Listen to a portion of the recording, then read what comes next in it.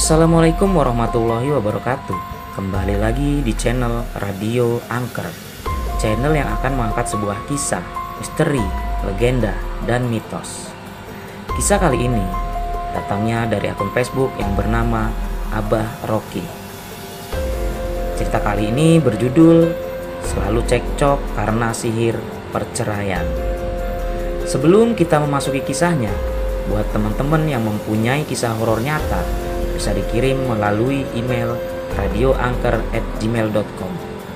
Langsung saja kita dengarkan cerita berikut ini.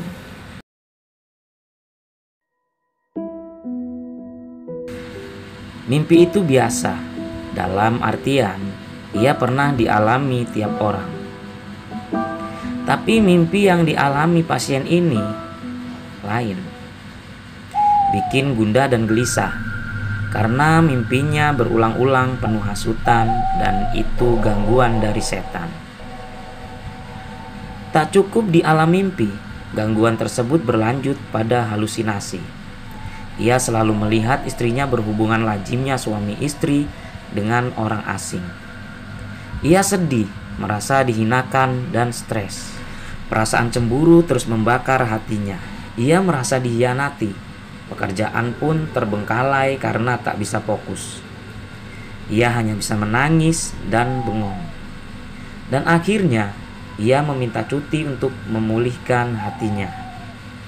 Sesampainya di Tasik, hatinya kian tercabik. Ia melihat di celana cucian istrinya ada bekas sperma.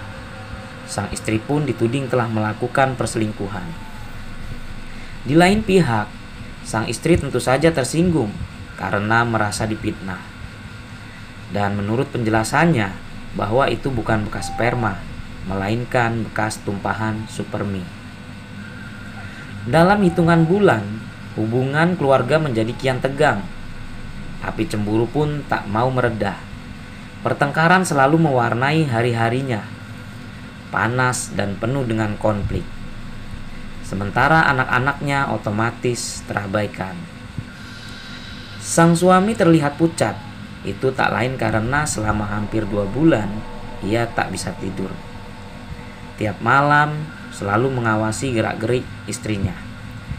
Saat istrinya tidur pun ia tak henti memandanginya hingga masuk waktu subuh. Hal itu terus berulang-ulang hingga bertemu denganku. Setelah mereka berdua mengadukan persoalannya, aku menyimpulkan bahwa ia sedang diganggu sihir taprik. Targetnya terjadi perceraian. Awalnya, sang suami terus menuduh istrinya telah berselingkuh. Sang istri pun menangis karena merasa difitnah. Suasana pun kian tegang. Setelah itu, aku jelaskan bahwa itu semua merupakan adu domba dari setan. Namun sang suami tetap dalam sangkaannya dan si istri pun tetap membela diri. Untuk meminimalisir konflik, maka aku katakan bahwa jawabannya setelah diruqyah keduanya setuju. Sungguh sensitif. Baru saja aku bacakan doa-doa pembuka, tubuh kekar sang suami bergetar hebat. Badan dan tangannya meliuk-liuk seperti ular, lalu berubah menjadi seperti macan. Ia seperti ingin mencengkramku, tapi kukatakan, "Tenang sobat, aku tak memusuhimu. Bahkan sebaliknya, aku sangat menyayangimu," ucap Abah. Ia meraung-raung karena mungkin tak mengerti. Lalu aku jelaskan lagi bahwa bukti aku menyayangi mereka, jin-jin pengganggu, adalah aku menasihati mereka dan aku tak menggebuk mereka. Akhirnya mereka mengangguk. Setelah itu, si jin pengganggu mengatakan bahwa mereka disuruh seseorang untuk mengganggunya. Ia mengaku bahwa yang telah memberikan mimpi-mimpi hasutan adalah mereka. Tujuannya supaya terjadi perpecahan dan perceraian. Setelah mendengar semuanya itu, sang istri menangis. Entah apa menangis karena senang atau sedih karena sudah difitnah.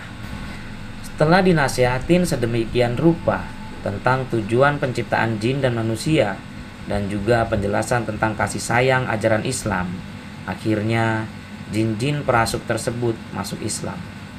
Setelah jin-jin perasuk tadi masuk Islam, sang suami memelukku. Ia mengatakan hatinya benar-benar terasa plong. Lalu aku suruh ia untuk meminta maaf kepada istrinya. Dan mereka pun berangkulan saling memaafkan. Alhamdulillah. Kisah Ruqyah Abah Roki.